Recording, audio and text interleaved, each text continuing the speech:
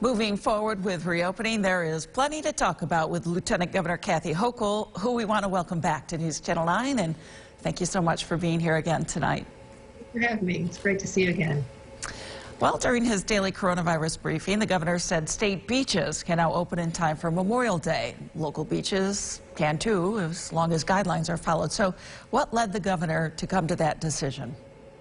It had to do with the fact that regionally we are very close to New Jersey and Connecticut downstate, and those states have decided to leave their beaches open or have them reopened by Memorial Day. So it's just common sense. I mean, it would be crazy for all New Yorkers, particularly in that concentrated, densely populated area, to head over to those areas. So in order to keep them in New York State, the governor said, you know what, as long as people stay apart from each other, outdoor activities are generally okay. And if they wear their masks, then we can limit the capacities. Why not open all the beaches upstate? So I think it's a really positive development for everybody who's just been so anxious to start feeling normal again and getting on with some of the activities of spring and summer. And certainly Memorial Day is a wonderful celebration of honoring those who passed away in battle, but also kind of the beginning of summer. And that's something that everyone's been looking forward to. So if you have a chance to go to a beach, enjoy it, take a picnic, take your family, but be aware that there's going to be more restrictions than you're used to. Make sure you're up on those before you leave.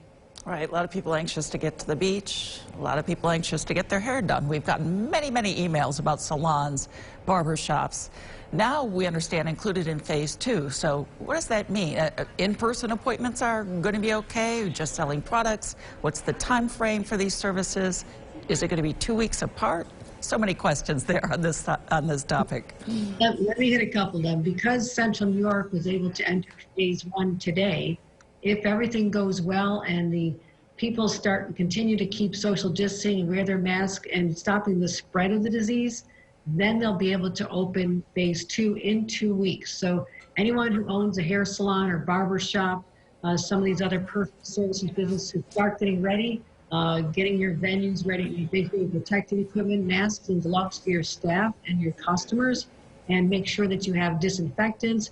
Look at your workspace, and are you able to create ways that maybe every other stool is used or every other chair is used? So be smart about it, but now you have time and know that it's going to happen. That's very positive, and there'll be very specific guidelines that'll be issued prior to that time. So everyone should be watching our website, forward.ny.gov, that shows you how we're doing on the health metrics by every region. You can watch in real time, but also understand that there's very clear guidelines available to the business community, and that's a step in the right direction. Yeah, hopefully 2 weeks. Good news. Well, we've been successful so far, met all the metrics, flattened the curve here in Central New York, but this virus hasn't gone away.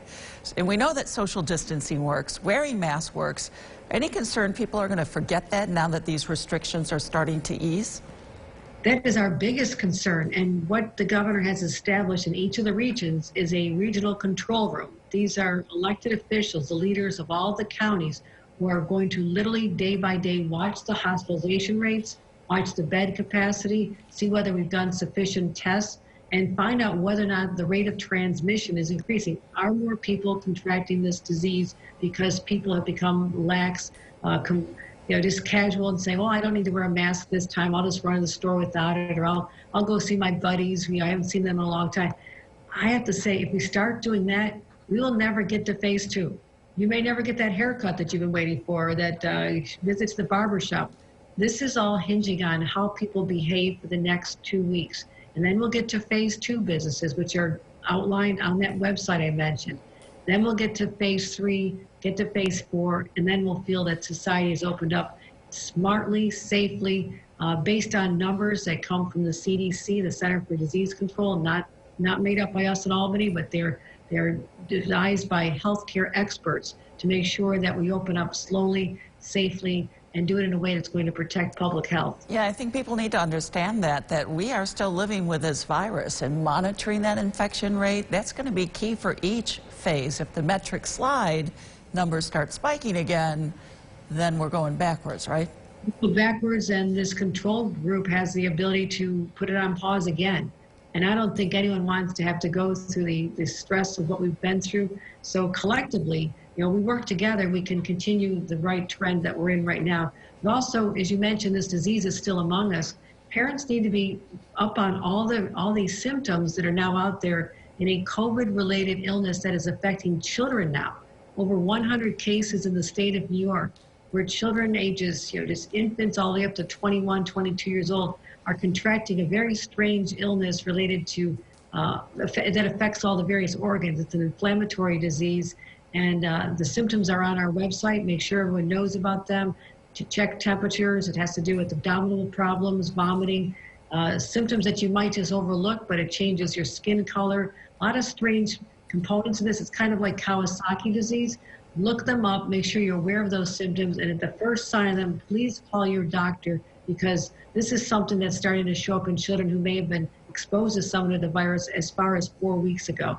New information, really important that every parent stay on top of this. Yeah, I'm glad you mentioned that. As far as we know, we don't have any local cases, but you're right. Parents need to be aware of that and watch for those signs. And it sounds like they're pretty obvious too, right?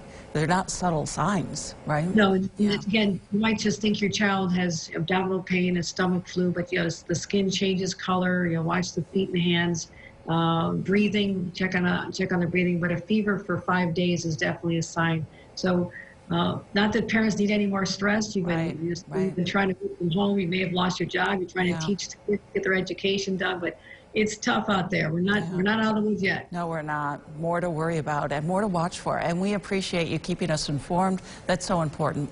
Lieutenant Governor Kathy Hochul, we appreciate it. Thank you so much, and have a terrific weekend.